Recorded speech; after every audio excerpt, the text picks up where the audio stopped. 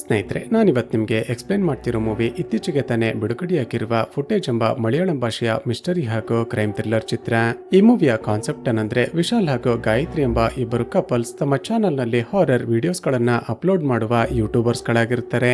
ತಮ್ಮ ಮುಂದಿನ ವಿಡಿಯೋಸ್ಗಾಗಿ ಕಂಟೆಂಟ್ ಅನ್ನ ಹುಡುಕ್ತಿದ್ದಾಗ ಇವರು ವಾಸ ಮಾಡ್ತಿದ್ದ ಅಪಾರ್ಟ್ಮೆಂಟ್ ನಲ್ಲಿ ಮಂಜುಳಾ ಎಂಬ ಒಬ್ಬಳು ಮಿಸ್ಟೀರಿಯಸ್ ಮಹಿಳೆ ವಾಸ ಮಾಡ್ತಿದ್ದಾಳೆ ಅಂತ ಗೊತ್ತಾಗುತ್ತೆ. ಒಂದು ದಿನ ಆಕೆಗೆ ಗೊತ್ತಾಗದ ಹಾಗೆ ಆಕೆಯನ್ನ ಫಾಲೋ ಮಾಡ್ತಾ ಹೋದಾಗ ಇವರಿಬ್ಬರು ಎಕ್ಸ್ಪೆಕ್ಟ್ ಮಾಡಿರದ ಹಲವಾರು ಶಾಕಿಂಗ್ ವಿಷಯಗಳು ರಿವೀಲ್ ಆಗೋದಕ್ಕೆ ಶುರುವಾಗುತ್ತವೆ. ಸೊ ಚಿತ್ರದಲ್ಲಿ ಮುಂದೇನಾಯ್ತು, ಅಷ್ಟಕ್ಕೂ ಆ ಮಂಜುಳಾ ಎಂಬ ನಿಗೂಢವಾದ ಮಹಿಳೆ ಯಾರು? ವಿಶಾಲ್ ಹಾಗೂ ಗಾಯತ್ರಿ ಒಂದು ದಿನ ಒಂದು ಹಾಂಟೆಡ್ ಬಂಗಲೆಗೆ ವಿಡಿಯೋ ಶೂಟ್ ಮಾಡೋದಕ್ಕೆ ಹೋದಾಗ ನಡೆದದ್ದೇನು, ಹಾಗೂ ಚಿತ್ರ ಮುಂದುವರಿತಾ ಹೋದ ಹಾಗೆ ರಿವೀಲ್ ಆಗುವ ಒಂದೊಂದೇ ಟ್ವಿಸ್ಟ್ ಗಳಾದ್ರೂ ಏನೆಂಬುದನ್ನ ಈ ವಿಡಿಯೋದಲ್ಲಿ ನೋಡ್ತಾ ಹೋಗೋಣ. ಚಿತ್ರದ ಮೊದಲ ಸೀನಲ್ಲಿ ಕೇರಳದ ಒಂದು ಅಪಾರ್ಟ್ಮೆಂಟ್ ನಲ್ಲಿ ವಾಸ ಮಾಡ್ತಿರುವ ವಿಶಾಲ್ ಹಾಗೂ ಗಾಯತ್ರಿ ಎಂಬ ಇಬ್ಬರು ಲವರ್ಸ್ ಅನ್ನ ನೋಡ್ತೀವಿ. ಅನಾಥರಾಗಿದ್ದ ಇವರಿಬ್ಬರು ಒಬ್ಬರನ್ನೊಬ್ಬರು ಪ್ರೀತಿ ಮಾಡ್ತಾ ಒಂದೇ ಅಪಾರ್ಟ್ಮೆಂಟ್ ನ ಫ್ಲಾಟ್ ನಲ್ಲಿ ಲಿವ್ ಇನ್ ರಿಲೇಶನ್ಶಿಪ್ ನಲ್ಲಿ ವಾಸ ಮಾಡ್ತಿರ್ತಾರೆ. ಇವರಿಬ್ಬರು ಸೇರಿ ಒಂದು ಹಾರರ್ ಯೂಟ್ಯೂಬ್ ಚಾನಲ್ ಅನ್ನ ರನ್ ಮಾಡ್ತಿರ್ತಾರೆ. ಇವರು ಜನಗಳು ಹೋಗೋದಕ್ಕೆ ಭಯ ಪಡುವ ಹಾಗೂ ಹಾಂಟೆಡ್ ಆಗಿದೆ ಅಂತ ಎಲ್ಲರೂ ಮಾತನಾಡಿಕೊಳ್ಳುವ ಜಾಗಗಳನ್ನ ಎಕ್ಸ್ಪ್ಲೋರ್ ಮಾಡಿ ಆ ವಿಡಿಯೋಸ್ ಗಳನ್ನ ತಮ್ಮ ಚಾನಲ್ ನಲ್ಲಿ ಅಪ್ಲೋಡ್ ಮಾಡ್ತಿರ್ತಾರೆ. ಈಗಲೂ ಇಬ್ಬರು ಸೇರಿ ಕೇರಳದಿಂದ ಔಟ್ಸ್ಕರ್ಟ್ ನಲ್ಲಿರುವ ಒಂದು ಕಾಡಿನ ಮಧ್ಯೆ ಇರುವ ಹಾಂಟೆಡ್ ಬಂಗಲೆಗೆ ಶೂಟ್ ಮಾಡೋದಕ್ಕೆ ಅಂತ ಹೋಗ್ತಿರ್ತಾರೆ. ಹೀಗೆ ಕಾರ್ ನಲ್ಲಿ ಹೋಗ್ತಿರುವಾಗ ಇವರಿಬ್ಬರ ಮಾತುಗಳಿಂದ ನಮಗೆ ಗೊತ್ತಾಗುತ್ತೇನೆಂದ್ರೆ ಇವರಿಬ್ಬರು ಈ ಹಿಂದೆ ಕೂಡ ಆ ಬಂಗಲೆಗೆ ಹೋಗಿರ್ತಾರೆ. ಆದ್ರೆ ಈ ನಡುವೆ ಇವರ ಯೂಟ್ಯೂಬ್ ಚಾನಲ್ ನ ವ್ಯೂಸ್ ತುಂಬಾನೇ ಕಡಿಮೆಯಾಗಿದ್ದ ಕಾರಣ ಮತ್ತೆ ಆ ಬಂಗಲೆಗೆ ಹೋಗಿ ವಿಡಿಯೋ ಶೂಟ್ ಮಾಡಿ ಅಪ್ಲೋಡ್ ಮಾಡಬೇಕು ಅಂತ ಡಿಸೈಡ್ ಮಾಡಿರ್ತಾರೆ. ಹೀಗೆ ತುಂಬಾ ಹೊತ್ತು ಟ್ರಾವೆಲ್ ಮಾಡಿದ ನಂತರ ಇನ್ನೇನು ಆ ಕಾಡನ್ನ ಎಂಟರ್ ಆಗ್ಬೇಕು ಅನ್ನುವಾಗ ಅಲ್ಲೇ ಇದ್ದ ಒಂದು ಚಿಕ್ಕ ಟೀ ಅಂಗಡಿಗೆ ಟೀ ಕುಡಿಯೋದಕ್ಕೆ ಅಂತ ಹೋಗಿರ್ತಾರೆ. ಆ ಚಿಕ್ಕ ಟೀ ಅಂಗಡಿಯನ್ನ ಇಬ್ಬರು ವಯಸ್ಸಾಗಿದ್ದ ಗಂಡ ಹೆಂಡತಿ ರನ್ ಮಾಡ್ತಿರ್ತಾರೆ.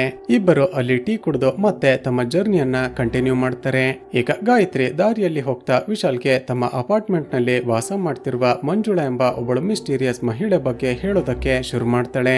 ವಿಶಾಲ್, ನಮ್ಮ ಮನೆಯ ಕೆಳಗಡೆ ಫ್ಲೋರ್ ನಲ್ಲಿ ಮಂಜುಳಾ ಎಂಬ ಒಬ್ಬಳು ಮಿಸ್ಟೀರಿಯಸ್ ಮಹಿಳೆ ವಾಸ ಮಾಡ್ತಿದ್ದಾಳಲ್ವಾ, ಆಕೆ ಬಗ್ಗೆ ನಮ್ಮ ಮನೆಯಲ್ಲಿ ಕೆಲಸ ಮಾಡುವ ಮನೆ ಕೆಲಸದಕ್ಕೆ ಸುನೀತಾ ಆಗಾಗ ಹೇಳ್ತಿರ್ತಾಳಲ್ವಾ. ಆಕೆ ಈ ಹಿಂದೆ ಒಂದು ದೊಡ್ಡ ಹಾಸ್ಪಿಟಲ್ ನಲ್ಲಿ ಡಾಕ್ಟರ್ ಆಗಿ ಕೆಲಸ ಮಾಡ್ತಿದ್ಲಂತೆ. ಆದ್ರೆ ಇದ್ದಕ್ಕಿದ್ದ ಹಾಗೆ ಏನಾಯ್ತೋ ಗೊತ್ತಿಲ್ಲ, ತನ್ನ ಕೆಲಸಕ್ಕೆ ರಿಸೈನ್ ಮಾಡಿ ಮನೆಯಿಂದ ಹೊರಗಡೆ ಬಾರದೆ ಯಾವಾಗಲೂ ಒಳಗಡೆ ಒಬ್ಬಳೇ ಇರ್ತಾಳಂತೆ. ಆ ಮಂಜುಳಾ ನೋಡೋದಕ್ಕೆ ಯಾವಾಗಲೂ ಮೆಂಟಲಿ ಡಿಸ್ಟರ್ಬ್ ಆಗಿರುವ ರೀತಿ ಕಾಣಿಸ್ತಿರ್ತಾಳೆ ಅಂತ ಸುನೀತಾ ಹೇಳ್ತಿರ್ತಾಳೆ. ಹೀಗೆ ಇಬ್ಬರು ಮಾತನಾಡ್ತಾ ಆ ಹಾಂಟೆಡ್ ಬಂಗಲೆಯನ್ನ ತಲುಪೋದಕ್ಕೂ ಮುಂಚೆ ಅಲ್ಲೇ ಹತ್ತಿರದಲ್ಲಿದ್ದ ಒಂದು ಚಿಕ್ಕ ಮನೆಯ ಬಳಿ ಹೋಗ್ತಾರೆ. ಗಾಯತ್ರಿ ಜೋರಾಗಿ ರಾಜಮ್ಮ ರಾಜಮ್ಮ ಅಂತ ಎಷ್ಟೇ ಕೂಗಿದ್ರು ಕೂಡ ಒಳಗಡೆಯಿಂದ ಯಾರು ರೆಸ್ಪಾನ್ಸ್ ಮಾಡೋದಿಲ್ಲ. ಆಗ ಅಲ್ಲೇ ಪಾಸ್ ಆಗ್ತಿದ್ದ ಒಬ್ಬ ವ್ಯಕ್ತಿ, ಯಾರ್ ನೀವು, ಯಾರ್ ಬೇಕಾಗಿತ್ತು ಅಂತ ವಿಚಾರಿಸ್ತಾನೆ. ಈ ಮನೆಯಲ್ಲಿ ರಾಜಮ್ಮ ಎಂಬ ಒಬ್ಬರು ವಯಸ್ಸಾದ ಮಹಿಳೆ ವಾಸ ಮಾಡ್ತಿದ್ರಲ್ವಾ, ಅವರೆಲ್ಲಿ ಅಂತ ಕೇಳ್ತಾಳೆ. ಅದಕ್ಕೆ ಆ ವ್ಯಕ್ತಿ, ಆ ರಾಜಮ್ಮ ತೀರಿ ಹೋಗಿ ಆಗಲೇ 2 ತಿಂಗಳಾಯ್ತು, ನಿಮಗೆ ವಿಷಯ ಗೊತ್ತಿಲ್ವಾ?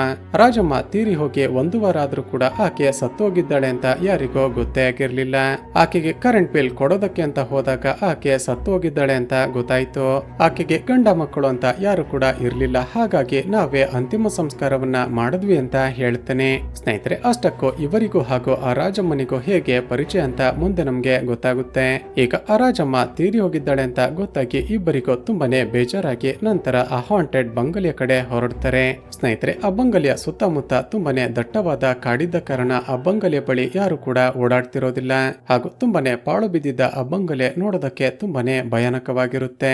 ಬಂಗಲೆಯ ಒಳಗಡೆ ಹೋಗಿ ಗಾಯತ್ರಿ ವಿಡಿಯೋ ರೆಕಾರ್ಡಿಂಗ್ ಅನ್ನ ಆನ್ ಮಾಡಿಟ್ಟು ಆ ಬಂಗಲೆ ಬಗ್ಗೆ ಒಂದಷ್ಟು ವಿಷಯಗಳನ್ನ ಹೇಳ್ತಾಳೆ.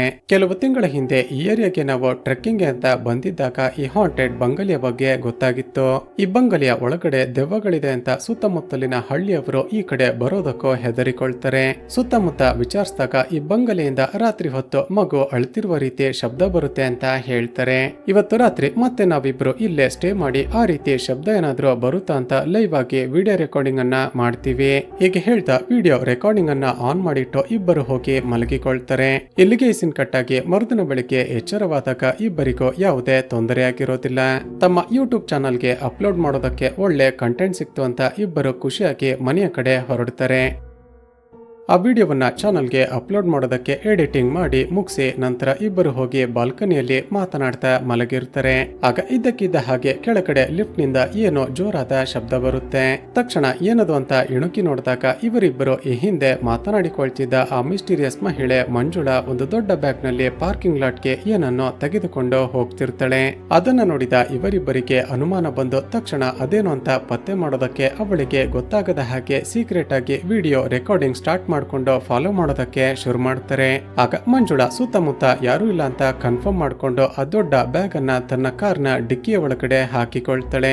ನಂತರ ಕಾರನ್ನ ಸ್ಟಾರ್ಟ್ ಮಾಡ್ಕೊಂಡು ಸ್ಪೀಡ್ ಆಗಿ ಎಲ್ಲಿಗೋ ಹೊರಡ್ತಾಳೆ. ತಕ್ಷಣ ಇವರಿಬ್ಬರು ಕೂಡ ತಮ್ಮ ಕಾರ್ನಲ್ಲಿ ಆಕೆಯ ಕಾರನ್ನ ಫಾಲೋ ಮಾಡೋದಕ್ಕೆ ಶುರು ಮಾಡ್ತಾರೆ. ಆಲ್ರೆಡಿ ಮಧ್ಯರಾತ್ರಿ ಆಗಿರುತ್ತೆ. ಮಂಜುಳಾ ತನ್ನ ಕಾರನ್ನ ತೆಗೆದುಕೊಂಡು ಸಿಟಿಯಿಂದ ತುಂಬಾನೇ ದೂರದಲ್ಲಿರುವ ಕಾಡಿನ ಒಳಗಡೆ ಬರ್ತಾಳೆ. ವಿಶಾಲ್ ಆಕೆ ಕಾರನ್ನ ಫಾಲೋ ಮಾಡ್ತಾ ಬರ್ತಿದ್ದಾಗ ಇದ್ದಕ್ಕಿದ್ದ ಹಾಗೆ ಆಕೆಯ ಕಾರ್ ಎಲ್ಲೋ ಮಿಸ್ ಆಗಿ ಬಿಡುತ್ತೆ. ತಕ್ಷಣ ಇಬ್ಬರು ಕೆಳಗಡೆ ಇಳಿದು ನೋಡ್ತಾರೆ. ಆದ್ರೆ ಇವರಿಬ್ಬರಿಗೆ ಮಂಜುಳಾಳ ಕಾರ್ ಯಾವ ಕಡೆ ಹೋಯ್ತು ಅಂತಾನೆ ಗೊತ್ತಾಗೋದಿಲ್ಲ. ಈಗ ಒಂದು ಐಡಿಯಾ ಮಾಡಿದ ವಿಶಾಲ್, ಗಾಯತ್ರಿ, ನಾವಿಬ್ಬರು ಬೇರೆ ಬೇರೆ ಡೈರೆಕ್ಷನ್ ಗೆ ಹೋಗಿ ಆ ಮಂಜುಳಾ ಎಲ್ಲಿಗೆ ಹೋದ್ಲು ಅಂತ ಪತ್ತೆ ಮಾಡೋಣ. ಹೇಗಿದ್ರು ನಮ್ಮ ಚಾನಲ್ಗೆ ಒಳ್ಳೆ ಕಂಟೆಂಟ್ ನ ಅವಶ್ಯಕತೆ ಇದೆ. ನಾವೀಗ ಮಾಡ್ತಿರುವ ಇನ್ವೆಸ್ಟಿಗೇಷನ್ ಅನ್ನ ವಿಡಿಯೋ ಶೂಟ್ ಮಾಡಿ ನಮ್ಮ ಚಾನಲ್ಗೆ ಅಪ್ಲೋಡ್ ಮಾಡೋಣ. ಆದ್ರೆ ಇಬ್ಬರಿಗೆ ಯಾವುದೇ ತೊಂದರೆ ಆದ್ರೂ ತಕ್ಷಣ ಈ ಕಾರ್ನ ಬಳಿ ಓಡಿ ಬರೋಣ ಅಂತ ಇಬ್ಬರು ಒಂದೊಂದು ಡೈರೆಕ್ಷನ್ ಗೆ ಹೊರಡ್ತಾರೆ. ಹೀಗೆ ಗಾಯತ್ರಿ ಒಂದು ಡೈರೆಕ್ಷನ್ ಗೆ ಹೋಗಿ ತುಂಬಾ ಹೊತ್ತು ಹುಡುಕ್ತಾಳೆ. ಆದ್ರೆ ಆಕೆಗೆ ಮಂಜುಳಾ ಆಗ್ಲಿ ಆಕೆ ಕಾರ್ ಆಗ್ಲಿ ಕಾಣಿಸೋದೇ ಇಲ್ಲ. ಆದ್ರೆ ಈ ಕಡೆ ವಿಶಾಲ್ ಮಾತ್ರ ಸ್ವಲ್ಪ ದೂರ ಕಾಡಿನ ಒಳಗಡೆ ಬರ್ತಿದ್ದ ಹಾಗೆ ಮಂಜುಳಾಳ ಕಾರ್ ಒಂದು ಜಾಗದಲ್ಲಿ ನಿಂತಿರೋದನ್ನ ನೋಡ್ತಾನೆ. ಮಂಜುಳಾ ತನ್ನ ಕಾರ್ನ ಡಿಕ್ಕಿಯನ್ನ ಓಪನ್ ಮಾಡಿ ತಾನು ತಂದಿದ್ದ ಬ್ಯಾಗ್ ಅನ್ನ ಓಪನ್ ಮಾಡಿದಾಗ ಶಾಕಿಂಗ್ಲಿ ಅದರ ಒಳಗಡೆ ಒಬ್ಬಳು ಹುಡುಗಿ ಇರೋದನ್ನ ನೋಡ್ತೀವಿ. ಆ ಹುಡುಗಿಗೆ ಸರಿಯಾಗಿ ಹೊಡೆದು ಮತ್ತೆ ಅವಳನ್ನ ಕಾರ್ನ ಒಳಗಡೆ ಲಾಕ್ ಮಾಡಿ ಅಲ್ಲಿಂದ ಕಾರ್ ಸ್ಟಾರ್ಟ್ ಮಾಡ್ಕೊಂಡು ಹೊರಡ್ತಾಳೆ. ಅದನ್ನ ನೋಡಿ ಮತ್ತಷ್ಟು ಶಾಕ್ ಆದ ವಿಶಾಲ್ ಮತ್ತೆ ಆ ಕಾರನ್ನ ಫಾಲೋ ಮಾಡೋದಕ್ಕೆ ಶುರು ಮಾಡ್ತಾನೆ. ಹೀಗೆ ವಿಶಾಲ್ ಆ ಕಾರನ್ನ ಫಾಲೋ ಮಾಡ್ತಾ ಮಾಡ್ತಾ ಆಗಲೇ ಬೆಳಿಗ್ಗೆ ಆಗಿರುತ್ತೆ. ಮಂಜುಳಾ ಆ ಕಾರನ್ನ ಒಂದು ನದಿಯ ಬಳಿ ಸ್ಟಾಪ್ ಮಾಡಿ ಅದರ ಒಳಗಡೆ ಇದ್ದ ಹುಡುಗಿಯನ್ನ ತೆಪ್ಪದಲ್ಲಿ ಕೂರಿಸಿಕೊಂಡು ಆ ನದಿಯನ್ನ ಕ್ರಾಸ್ ಮಾಡ್ಕೊಂಡು ಆ ಕಡೆ ದಡಕ್ಕೆ ಹೊರಟು ಹೋಗ್ತಾಳೆ. ತಕ್ಷಣ ವಿಶಾಲ್ ಕೂಡ ಆ ನದಿಯನ್ನ ಈಜುತ್ತಾ ಆ ಕಡೆ ದಡಕ್ಕೆ ಹೋಗ್ತಾನೆ. ವಿಶಾಲ್ ಆ ನದಿಯನ್ನ ದಾಟಿಕೊಂಡು ಬರೋಷ್ಟರಲ್ಲೇ ಮಂಜುಳಾ ಎಲ್ಲಿಗೆ ಹೋದ್ಲು ಅಂತಾನೆ ಗೊತ್ತಾಗೋದಿಲ್ಲ. ಹೀಗೆ ವಿಶಾಲ್ ತುಂಬಾ ಹೊತ್ತು ಹುಡುಕಾಡಿದ ನಂತರ ಅಲ್ಲಿ ಒಂದು ಹಳೆಯ ಕಾಲದ ತುಂಬಾನೇ ದೊಡ್ಡ ಹಡಗು ಪಾಳು ಬಿದ್ದು ನಿಂತಿರೋದನ್ನ ನೋಡ್ತಾನೆ. ಖಂಡಿತ ಮಂಜುಳಾ ಆ ಹುಡುಗಿಯನ್ನ ಕರೆದುಕೊಂಡು ಇದರ ಒಳಗಡೆನೆ ಹೋಗಿರ್ಬಹುದು ಅಂತ ಶಬ್ದ ಮಾಡದೆ ಅದರ ಒಳಗಡೆ ಬಂದು ಬಿಡ್ತಾನೆ. ಹೀಗೆ ಒಳಗಡೆ ಬಂದು ನೋಡಿದಾಗ ಮಂಜುಳಾ ಆ ಹುಡುಗಿಯನ್ನ ಕಟ್ಟಿ ಹಾಕಿರ್ತಾಳೆ. ಆದ್ರೆ ಆಕೆ ಮಾತ್ರ ಅಲ್ಲೆಲ್ಲೋ ಕಾಣಿಸೋದಿಲ್ಲ. ತಕ್ಷಣ ಆ ಹುಡುಗಿಗೆ ಕಟ್ಟಿದ್ದ ಹಗ್ಗವನ್ನ ಬಿಚ್ಚಿ ಅಷ್ಟಕ್ಕೂ ಯಾರ್ ನೀನು, ಆ ಮಂಜುಳಾ ಯಾಕೆ ನಿನ್ನನ್ನ ಕಿಡ್ನಾಪ್ ಮಾಡಿದ್ದಾಳೆ ಅಂತ ವಿಚಾರಿಸ್ತಾನೆ. ತುಂಬಾನೇ ಹೆದರಿಕೊಂಡಿದ್ದ ಆ ಹುಡುಗಿ, ಸರ್ ಎಲ್ಲವನ್ನ ಎಕ್ಸ್ಪ್ಲೇನ್ ಮಾಡ್ತೀನಿ, ಅದಕ್ಕೂ ಮುಂಚೆ ನನ್ನನ್ನ ಕಾಪಾಡಿ ಇಲ್ಲಿಂದ ಕರೆದುಕೊಂಡು ಹೋಗಿ. ಒಂದು ವೇಳೆ ಆ ಮಂಜುಳಾ ವಾಪಸ್ ಬಂದ್ರೆ ನನ್ನನ್ನ ಜೀವಂತವಾಗಿ ಬಿಡೋದಿಲ್ಲ ಅಂತ ಬೇಡಿಕೊಳ್ತಾಳೆ. ಆಕೆಯ ಮಾತುಗಳನ್ನ ಕೇಳಿ ಮತ್ತಷ್ಟು ಗಾಬರಿಯಾದ ವಿಶಾಲ್ ತಕ್ಷಣ ಆಕೆಯನ್ನ ಕರೆದುಕೊಂಡು ಅಲ್ಲಿಂದ ಓಡೋದಕ್ಕೆ ಶುರು ಮಾಡ್ತಾನೆ. ಆದ್ರೆ ಅಷ್ಟರಲ್ಲೇ ಇವರನ್ನ ಚೇಸ್ ಮಾಡ್ತಾ ಬಂದ ಮಂಜುಳಾ ಇವನ ತಲೆಗೆ ಒಂದು ಕೊಂಬೆಯಿಂದ ಸರಿಯಾಗಿ ಹೊಡೆದು ಪ್ರಜ್ಞೆ ತಪ್ಪಿಸಿ ಮತ್ತೆ ಆ ಹಡಗಿನ ಒಳಗಡೆ ಎಳೆದುಕೊಂಡು ಹೊರಟು ಹೋಗ್ತಾಳೆ. ಇಲ್ಲಿಗೆ ಈ ಸೀನ್ ಕಟ್ಟಾಗಿ ಚಿತ್ರದಲ್ಲಿ ಈಗ ಗಾಯತ್ರಿ ತನ್ನ ಕ್ಯಾಮೆರಾದಲ್ಲಿ ಶೂಟ್ ಮಾಡಿರುವ ವಿಡಿಯೋವನ್ನ ಪ್ಲೇ ಮಾಡಲಾಗುತ್ತೆ. ಸ್ನೇಹಿತರೆ, ವಿಶಾಲ್ ಹಾಗೂ ಗಾಯತ್ರಿ ಮನೆ ಕೆಲಸ ಮಾಡೋದಕ್ಕೆ ಅಂತ ಸುನೀತಾ ಎಂಬ ಒಬ್ಬಳು ಮಹಿಳೆ ಬರ್ತಿರ್ತಾಳೆ. ಆಕೆ ಮಂಜುಳಾ ಮನೆಯಲ್ಲೂ ಕೂಡ ಕೆಲಸ ಮಾಡ್ತಿದ್ದು ಆಗಾಗ ಆಕೆಯ ಬಗ್ಗೆ ಗಾಯತ್ರಿಗೆ ಹೇಳ್ತಿರ್ತಾಳೆ. ಇಬ್ಬರಿಗೂ ಮಂಜುಳಾ ಕ್ಯಾರೆಕ್ಟರ್ ತುಂಬಾನೇ ಮಿಸ್ಟೀರಿಯಸ್ ಅನ್ಸಿ ಆಗಾಗ ಆಕೆಯನ್ನ ಲಿಫ್ಟ್ ನಲ್ಲಿ ಮಾತನಾಡಿಸೋದಕ್ಕೆ ಪ್ರಯತ್ನ ಪಡ್ತಿರ್ತಾರೆ. ಆದ್ರೆ ಇವರಿಬ್ಬರು ಎಷ್ಟೇ ಪ್ರಯತ್ನ ಪಟ್ಟರು ಕೂಡ ಮಂಜುಳಾ ಒಂದೇ ಒಂದು ಮಾತನ್ನ ಕೂಡ ಆಡದೆ ತನ್ನ ಪಾಡಿಗೆ ತಾನು ಹೊರಟು ಹೋಗ್ತಿರ್ತಾಳೆ. ಹೀಗಿರುವಾಗ್ಲೇ ಇವರಿಬ್ಬರು ತಮ್ಮ ವಿಡಿಯೋ ಶೂಟ್ ಮಾಡೋದಕ್ಕೆ ಅಂತ ಆ ಕಾಡಿನ ಒಳಗಡೆ ಇರುವ ಹಾಂಟೆಡ್ ಬಂಗಲೆ ಬಳಿ ಹೋಗಿರ್ತಾರೆ. ಆ ಬಂಗಲೆಯ ಒಳಗಡೆ ಹೋಗೋದಕ್ಕೂ ಮುಂಚೆ ಆ ಬಂಗಲೆ ಬಗ್ಗೆ ಸುತ್ತಮುತ್ತ ವಾಸ ಮಾಡ್ತಿರುವ ಜನಗಳು ಏನನ್ನ ಹೇಳ್ತಾರೆ ಅಂತ ಇಂಟರ್ವ್ಯೂ ಮಾಡೋದಕ್ಕೆ ಡಿಸೈಡ್ ಮಾಡಿರ್ತಾರೆ. ಯಾರಾದ್ರೂ ಸಿಗ್ತಾರ ಅಂತ ಚೆಕ್ ಮಾಡ್ತಿದ್ದಾಗ ಅಲ್ಲೇ ಹತ್ತಿರದಲ್ಲಿ ರಾಜಮ್ಮ ಎಂಬ ಒಬ್ಬಳು ವಯಸ್ಸಾದ ಮಹಿಳೆ ವಾಸ ಮಾಡ್ತಿದ್ದಾಳೆ ಅಂತ ಗೊತ್ತಾಗಿ ಆಕೆ ಮನೆಗೆ ಹೋಗ್ತಾರೆ. ಸ್ನೇಹಿತರೆ, ಈ ವಯಸ್ಸಾಗಿರುವ ರಾಜಮ್ಮನೆ 2 ತಿಂಗಳ ಹಿಂದೆ ಸತ್ತು ಹೋಗಿದ್ದು ಅಂತ ಆ ವ್ಯಕ್ತಿ ಹೇಳಿದ್ದು. ಇಂಟರ್ವ್ಯೂ ಸ್ಟಾರ್ಟ್ ಮಾಡಿ ಆ ಬಂಗಲೆಯ ಬಗ್ಗೆ ವಿಚಾರಿಸಿದಾಗ ರಾಜಮ್ಮ ಒಂದು ಫ್ಲಾಶ್ ಬ್ಯಾಕ್ ಹೇಳೋದಕ್ಕೆ ಶುರು ಮಾಡ್ತಾಳೆ. ಹಲವು ವರ್ಷಗಳ ಹಿಂದೆ ಆ ಬಂಗಲೆಯಲ್ಲಿ ಇಬ್ಬರು ಗಂಡ ಹೆಂಡತಿ ವಾಸ ಮಾಡ್ತಿದ್ರು. ಮದುವೆಯಾಗಿ 5-6 ವರ್ಷಗಳು ಕಳೆದ್ರು ಕೂಡ ತಮ್ಮಿಬ್ಬರಿಗೆ ಮಕ್ಕಳಾಗಿಲ್ಲ ಅಂತ ತುಂಬಾನೇ ಪರದಾಡ್ತಿದ್ರು. ಆದ್ರೆ ಕೆಲವು ತಿಂಗಳ ನಂತರ ಆ ಮಹಿಳೆ ಪ್ರೆಗ್ನೆಂಟ್ ಆಗಿ ಒಂದು ಗಂಡು ಮಗುವಿಗೆ ಜನ್ಮ ಕೊಟ್ಲು. ಆದ್ರೆ ಹುಟ್ಟಿದ್ದ ಆ ಗಂಡು ಮಗು ಏನೋ ತಿನ್ನದೆ ಕುಡಿಯದೆ ತುಂಬಾನೇ ಕಿರಿಕಿರಿ ಕಿರಿಕಿರಿ ಮಾಡ್ತಿತ್ತಂತೆ. ಹಾಗೂ ಅಮ್ಮಗೂ ಆ ಬಂಗಲೆಯಲ್ಲಿ ಹುಟ್ಟಿದ ನಂತರ ತುಂಬಾನೇ ವಿಚಿತ್ರವಾದ ಘಟನೆಗಳು ನಡೆಯೋದಕ್ಕೆ ಶುರುವಾಗಿರುತ್ತವೆ. ಹೀಗೆ ಅಮ್ಮಗೂ ಹುಟ್ಟಿ ಕೇವಲ 14 ದಿನಗಳು ಕಳೆದಿರುವಾಗ ಆ ಮಗುವಿನ ತಂದೆ ಒಂದು ರೋಡ್ ಆಕ್ಸಿಡೆಂಟ್ ನಲ್ಲಿ ಸತ್ತು ಹೋದ್ರಂತೆ. ಹಾಗೂ ಆ ದಿನ ರಾತ್ರಿನೇ ಆ ಮಗುವಿನ ತಾಯಿ ನೇಣು ಹಾಕಿಕೊಂಡು ಆತ್ಮಹತ್ಯೆ ಮಾಡಿಕೊಂಡು ಸತ್ತು ಹೋದ್ಲಂತೆ. ಆದ್ರೆ ಆ ಮಗು ಮಾತ್ರ ಬಂಗಲೆಯಲ್ಲಿ ಎಷ್ಟೇ ಹುಡುಕಿದ್ರು ಕೂಡ ಯಾರಿಗೋ ಸಿಗ್ಲೇ ಇಲ್ವಂತೆ. ಅಂದಿನಿಂದ ಸುತ್ತಮುತ್ತಲಿನ ಹಳ್ಳಿಯ ಜನಗಳು ಆ ಬಂಗಲೆಯಲ್ಲಿ ದೆವ್ವ ಇದೆ ಅಂತ ಮಾತನಾಡಿಕೊಳ್ಳೋದಕ್ಕೆ ಶುರು ಮಾಡಿದ್ರು. ಹೀಗೆ ರಾಜಮ್ಮ ಹೇಳಿದ ಸ್ಟೋರಿಯನ್ನ ರೆಕಾರ್ಡ್ ಮಾಡ್ಕೊಂಡು ತಮ್ಮ ಚಾನಲ್ಗೆ ಅಪ್ಲೋಡ್ ಮಾಡೋದಕ್ಕೆ ಒಳ್ಳೆ ಕಂಟೆಂಟ್ ಸಿಕ್ತು ಅಂತ ಇಬ್ಬರು ಖುಷಿಯಾಗಿ ಮನೆಗೆ ಬಂದಿರ್ತಾರೆ. ಇದಾಗಿ 2 ತಿಂಗಳ ನಂತರ ಸುನೀತಾ ಮತ್ತೆ ಮನೆ ಕೆಲಸಕ್ಕೆ ಬಂದಾಗ ಆ ಮಂಜುಳಾ ಬಗ್ಗೆ ಒಂದು ಇಂಟ್ರೆಸ್ಟಿಂಗ್ ವಿಷಯವನ್ನ ಹೇಳಿರ್ತಾಳೆ. ಮೇಡಮ್, ನಾನು ಪ್ರತಿದಿನ ಆ ಮಂಜುಳಾ ಮನೆಗೆ ಮನೆ ಕೆಲಸಕ್ಕೆ ಅಂತ ಹೋಗ್ತೀನಿ. ಆ ಮಂಜುಳಾ ಅವರು ಆ ಮನೆಯಲ್ಲಿರುವ ಒಂದು ರೂಮ್ ಅನ್ನ ಮಾತ್ರ ಯಾವುದೇ ಕಾರಣಕ್ಕೂ ಓಪನ್ ಮಾಡೋದಕ್ಕೆ ಬಿಡೋದಿಲ್ಲ. ಆ ರೂಮ್ ಯಾವಾಗಲೂ ತುಂಬಾನೇ ಕತ್ತಲೆ ಆಗಿರುತ್ತೆ. ಜೊತೆಗೆ ಆ ರೂಮ್ ನ ತುಂಬಾ ಹಲವಾರು ಬುಕ್ಸ್ ಗಳನ್ನ ಇಟ್ಟಿದ್ದಾರೆ. ಅದನ್ನ ಕೇಳಿದ ವಿಶಾಲ್ ಹಾಗೂ ಗಾಯತ್ರಿಗೆ ಕ್ಯೂರಿಯಾಸಿಟಿ ಜಾಸ್ತಿಯಾಗಿ ಒಂದು ಪ್ಲಾನ್ ಮಾಡ್ತಾರೆ. ಸುನೀತಾ, ಆ ಮಂಜುಳಾ ಮನೆಯಲ್ಲಿ ಇಲ್ಲದಿರುವಾಗ ನಮಗೆ ಕಾಲ್ ಮಾಡಿ ಇನ್ಫಾರ್ಮ್ ಮಾಡು. ನಾವು ಯಾರಿಗೋ ಗೊತ್ತಾಗದ ಹಾಗೆ ಆ ರೂಮ್ಗೆ ಹೋಗಿ ಒಳಗಡೆ ಏನಿದೆ ಅಂತ ಚೆಕ್ ಮಾಡ್ತೀವಿ. ನಮಗೆ ಸಹಾಯ ಮಾಡಿದ್ರೆ ನಿನಗೆ 5,000 ರೂಪಾಯಿ ದುಡ್ಡನ್ನ ಕೊಡ್ತೀವಿ ಅಂತ ಕೊಡ್ತಾರೆ. ಇವರು ಹೇಳಿದ ಹಾಗೆ ಮಂಜುಳಾ ಗ್ರೋಸರಿ ತರೋದಕ್ಕೆ ಅಂತ ಹೊರಗಡೆ ಹೋದಾಗ ಸುನೀತಾ ಫೋನ್ ಮಾಡಿ ಇನ್ಫಾರ್ಮ್ ಮಾಡ್ತಾಳೆ. ತಕ್ಷಣ ಇವರಿಬ್ಬರು ಆಕೆ ಮನೆಗೆ ಹೋಗಿ ರೂಮ್ ನ ಡೋರ್ ಅನ್ನ ಓಪನ್ ಮಾಡಿ ನೋಡಿದಾಗ ಆ ರೂಮ್ ತುಂಬಾನೇ ಡಾರ್ಕ್ ಆಗಿರುತ್ತೆ. ಹಾಗೂ ಹಲವಾರು ಡಾಕ್ಯುಮೆಂಟ್ಸ್ ಗಳ ಜೊತೆ ಒಂದು ರಿಸರ್ಚ್ ಕಂಪ್ಯೂಟರ್ ಕೂಡ ಇರುತ್ತೆ. ಇಬ್ಬರು ಆ ಡಾಕ್ಯುಮೆಂಟ್ಸ್ ಗಳು ಏನು ಅಂತ ಚೆಕ್ ಮಾಡ್ತಿದ್ದಾಗ ಹೊರಗಡೆ ಹೋಗಿದ್ದ ಮಂಜುಳಾ ವಾಪಸ್ ಬಂದು ಡೋರ್ ಬೆಲ್ ಅನ್ನ ಪ್ರೆಸ್ ಮಾಡ್ತಾಳೆ. ತಕ್ಷಣ ವಿಶಾಲ್ ತನ್ನ ಮೊಬೈಲ್ ನಲ್ಲಿ ಫೋಟೋಸ್ ಗಳನ್ನ ಕ್ಲಿಕ್ ಮಾಡಿಕೊಂಡು ಆಕೆಗೆ ಗೊತ್ತಾಗದ ಹಾಗೆ ಹೊರಗಡೆ ಬಂದು ಬಿಡ್ತಾರೆ. ಮನೆಗೆ ಬಂದು ಆ ಡಾಕ್ಯುಮೆಂಟ್ಸ್ ಗಳನ್ನ ಚೆಕ್ ಮಾಡಿದಾಗ ಅದರಲ್ಲಿ 5 ಜನ ಡಾಕ್ಟರ್ ಗಳ ಹೆಸರುಗಳು ಮೆನ್ಷನ್ ಆಗಿರೋದನ್ನ ನೋಡ್ತಾನೆ. ಇಂಟರ್ನೆಟ್ ನಲ್ಲಿ ಅವರ ಹೆಸರುಗಳನ್ನ ಸರ್ಚ್ ಮಾಡಿದಾಗ ಅವರ ಮೇಲೆ ಈ ಹಿಂದೆ ಪೊಲೀಸ್ ಕಂಪ್ಲೇಂಟ್ ಕೂಡ ರಿಜಿಸ್ಟರ್ ಆಗಿತ್ತು ಅಂತ ಗೊತ್ತಾಗುತ್ತೆ. ನಂತರ ಅಷ್ಟಕ್ಕೂ ಆ ಮಿಸ್ಟೀರಿಯಸ್ ಆಗಿರುವ ಮಂಜುಳಾಳ ಬ್ಯಾಕ್ ಗ್ರೌಂಡ್ ಏನು ಅಂತ ಚೆಕ್ ಮಾಡಿದಾಗ ಈ ಹಿಂದೆ ಆಕೆಯೊಬ್ಬಳು ಫೇಮಸ್ ಡಾಕ್ಟರ್ ಆಗಿದ್ಲು ಅಂತ ಗೊತ್ತಾಗಿರುತ್ತೆ. ಹಲವಾರು ಕಾಂಪ್ಲಿಕೇಟೆಡ್ ಕೇಸ್ ಗಳನ್ನ ಹ್ಯಾಂಡಲ್ ಮಾಡಿ ಮಂಜುಳಾ ತುಂಬಾನೇ ಒಳ್ಳೆ ಹೆಸರನ್ನ ಪಡೆದುಕೊಂಡಿರ್ತಾಳೆ. ಆದ್ರೆ ಈಕೆ ಕೆಲಸ ಮಾಡ್ತಿದ್ದ ಹಾಸ್ಪಿಟಲ್ ನಲ್ಲಿ 7 ಜನ ಚಿಕ್ಕ ಮಕ್ಕಳು ಒಂದು ದಿನ ತುಂಬಾನೇ ನಿಗೂಢವಾಗಿ ಸತ್ತೋಗಿರ್ತಾರೆ. ಅದಾದ ನಂತರವೇ ಮಂಜುಳಾ ಆ ಹಾಸ್ಪಿಟಲ್ ನಲ್ಲಿ ಕೆಲಸ ಮಾಡ್ತಿದ್ದ 5 ಜನ ಡಾಕ್ಟರ್ ಗಳ ಮೇಲೆ ಪೊಲೀಸ್ ಕಂಪ್ಲೇಂಟ್ ಅನ್ನ ಕೊಟ್ಟಿರ್ತಾಳೆ. ಹೀಗೆ ಮಂಜುಳಾ ತುಂಬಾನೇ ಕ್ಯೂರಿಯಸ್ ಅನ್ಸಿ ಆಕೆಯನ್ನ ಫಾಲೋ ಮಾಡ್ತಿರುವಾಗ ಆಕೆ ಒಂದು ದೊಡ್ಡ ಬ್ಯಾಗ್ ಅನ್ನ ಕಾರ್ ನಲ್ಲಿ ಹಾಕೊಂಡು ಎಲ್ಲಿಗೋ ಹೋಗ್ತಿರೋದನ್ನ ನೋಡಿ ಆಕೆಯನ್ನ ಫಾಲೋ ಮಾಡ್ತಾ ಹೋಗಿರ್ತಾರೆ. ಈಗ ಪ್ರೆಸೆಂಟ್ ನಲ್ಲಿ ಇಬ್ಬರು ಮಾತನಾಡಿಕೊಂಡಿದ್ದ ಹಾಗೆ ಗಾಯತ್ರಿ ಕಾರ್ನ ಬಳಿ ಬಂದು ನೋಡಿದ್ರೆ ವಿಶಾಲ್ ವಾಪಸ್ ಬಂದೇ ಇರೋದಿಲ್ಲ. ತುಂಬಾ ಹೊತ್ತು ಅಲ್ಲೇ ವೇಟ್ ಮಾಡ್ತಾಳೆ. ಆದ್ರೆ ಎಷ್ಟೇ ಕಾಯ್ದ್ರು ಕೂಡ ವಿಶಾಲ್ ಮಾತ್ರ ವಾಪಸ್ ಬರೋದೇ ಇಲ್ಲ. ತಕ್ಷಣ ಆತ ಫಾಲೋ ಮಾಡ್ತಾ ಹೋಗಿದ್ದ ಮಂಜುಳಾನೆ ಅವನಿಗೆ ಏನೋ ಮಾಡಿರ್ಬಹುದು ಅಂತ ವಿಶಾಲ್ ಹೋಗಿದ್ದ ಡೈರೆಕ್ಷನ್ ಕಡೆಗೆ ಕಾರ್ ನಲ್ಲಿ ಹೊರಡ್ತಾಳೆ. ಹೀಗೆ ಹುಡುಕ್ತಾ ಆ ನದಿಯ ಬಳಿ ಬಂದಾಗ ವಿಶಾಲ್ ನ ಶರ್ಟ್ ಅಲ್ಲೇ ಬಿದ್ದಿರೋದನ್ನ ನೋಡಿ ತಕ್ಷಣ ಆ ನದಿಯನ್ನ ದಾಟ್ಕೊಂಡು ಆ ಕಡೆ ಹೋಗ್ತಾಳೆ. ಸ್ವಲ್ಪ ದೂರ ಒಳಗಡೆ ಬಂದು ಸುತ್ತಮುತ್ತ ನೋಡಿದಾಗ ಪಾಳು ಬಿದ್ದಿರುವ ಆ ದೊಡ್ಡ ಹಡಗು ನಿಂತಿರೋದನ್ನ ನೋಡ್ತಾಳೆ. ಖಂಡಿತ ವಿಶಾಲ್ ಅದರ ಒಳಗಡೆ ಹೋಗಿರ್ಬಹುದು ಅಂತ ಶಬ್ದ ಮಾಡದೆ ಒಳಗಡೆ ಬರ್ತಾಳೆ.